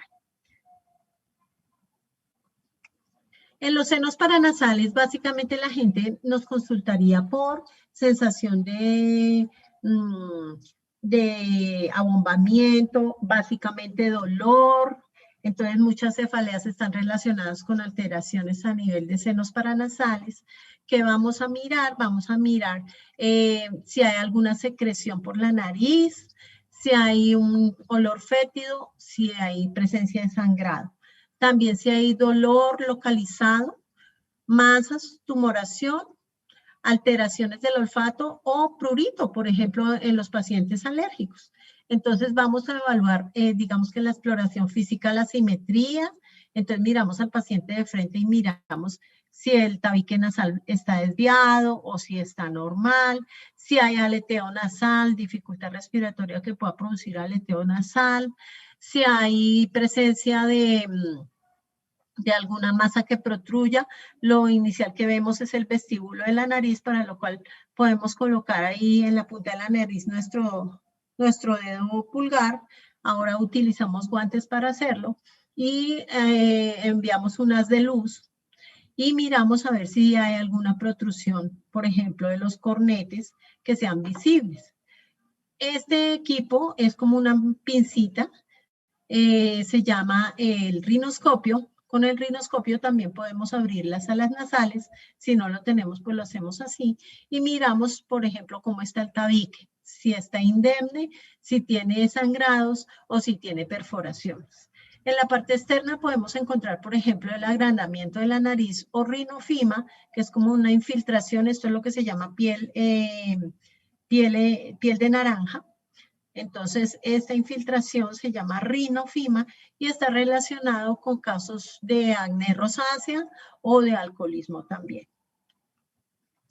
Podemos encontrar que entonces al explorar el vestíbulo nasal, entonces encontramos una cosa aquí como rara, ¿no es cierto? ¿Qué será esto? Un cuerpo extraño. Perfecto, entonces el niño se metió la fichita de parqués o el muñequito y se lo metió a la nariz.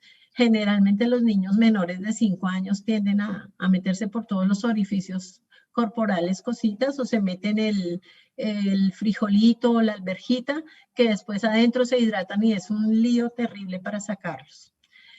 Este señor de abajo, también de las MMA, de las artes marciales mixtas que tiene. El tabique desviado y desviación del ligera desviación del tabique nasal, ¿no? Por semejante golpazo que le dieron. Entonces tiene un trauma nasal y tiene una desviación del tabique nasal. Esta mujer, Bárbara Streisand, una excelente actriz de hace muchos años, ustedes no habían nacido, y ella siempre tuvo la jorobita en la nariz aguileña, nunca se mandó a operar, muy conservadora en su forma de ser y muy echada para adelante, y nunca se dejó amilanar por su nariz grande. Entonces, pues no todo es estético, era una mujer muy talentosa y siempre era la dueña del set en el cine. Este paciente, cuando nosotros hacemos la exploración, que le encontramos, ¿esto qué es? ¿Sí ven esto?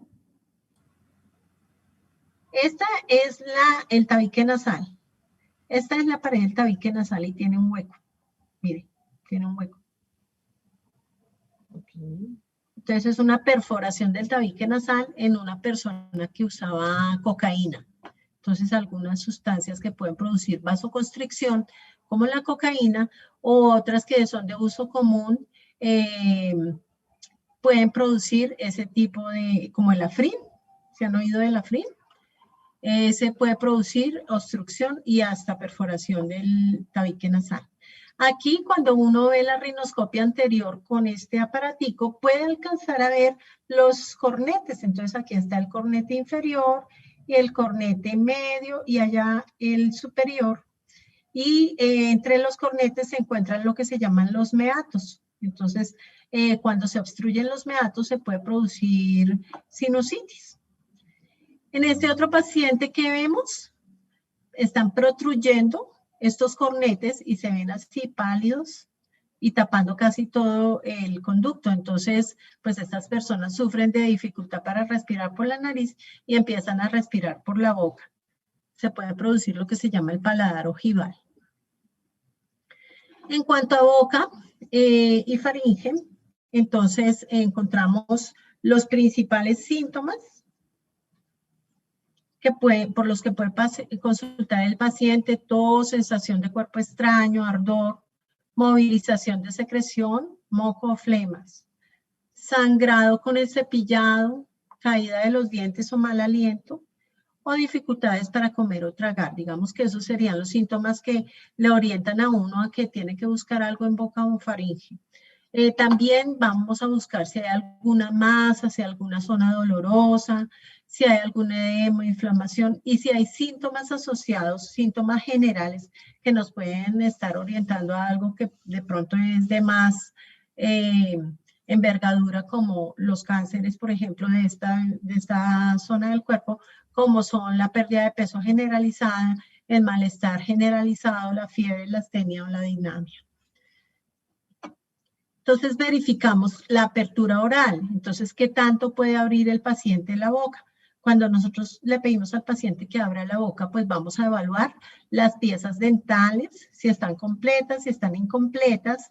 Vamos a evaluar la parte de las encías, si hay enrojecimientos, inflamaciones o dolor. Es muy frecuente la gingivitis por mal aseo bucal, entonces le pueden dar recomendaciones al paciente sobre aseo oral y obviamente consulta con el odontólogo y eso le puede ayudar a mejorar su condición. También vamos a verificar cómo está la lengua, la movilidad de la lengua. En la parte posterior vamos a mirar cómo está lo que se llama el istmo de las fauces, que es los pilares anteriores de la faringe. Esta parte central, que es la úvula o campanilla, y la elevación del velo blando del paladar, ¿no? El velo del paladar, para mirar también cómo está la parte neurológica. Esa nos explora entonces también parte neurológica. Para la evaluación de orofaringe, entonces le vamos a pedir al paciente que abra la boca, que no saque la lengua. Al contrario de lo que a veces ven ustedes, abra la boca, saque la lengua. No, no saque la lengua y colocamos el bajalenguas más o menos en la mitad de la lengua, un poquito antes. ¿Para qué? Para que no vayamos a producir el reflejo nauseoso. Si lo ponemos muy atrás, le vamos a dar sensación de náusea al paciente y no nos va a querer volver a colaborar en esto.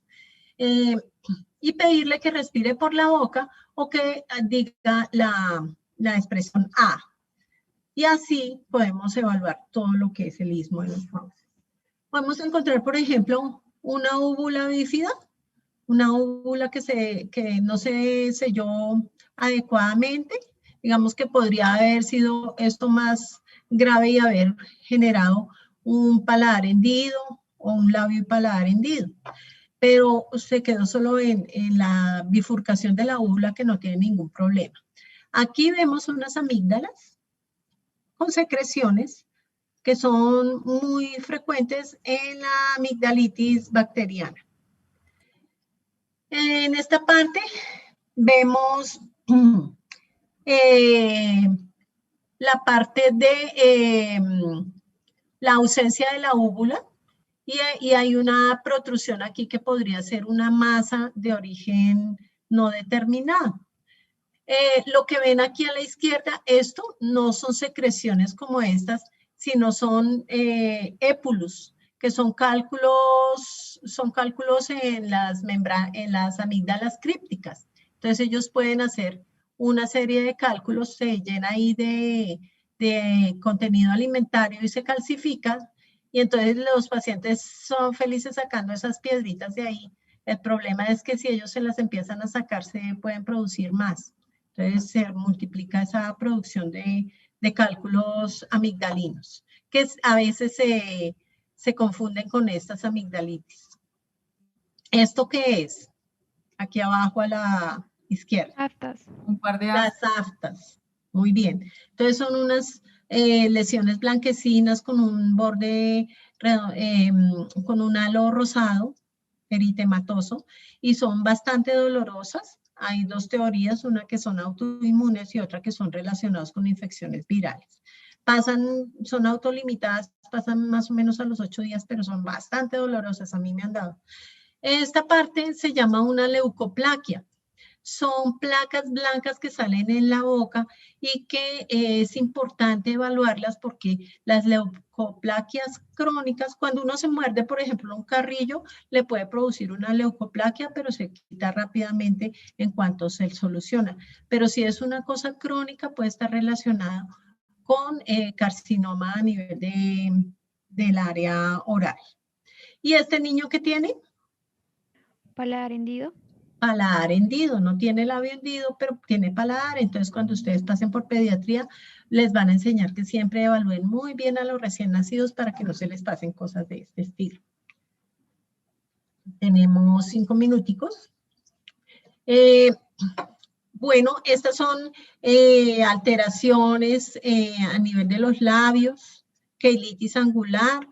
Esta persona no tiene dientes y no tiene prótesis, entonces puede producirse derrame de saliva cuando ella está durmiendo y lesiona la piel.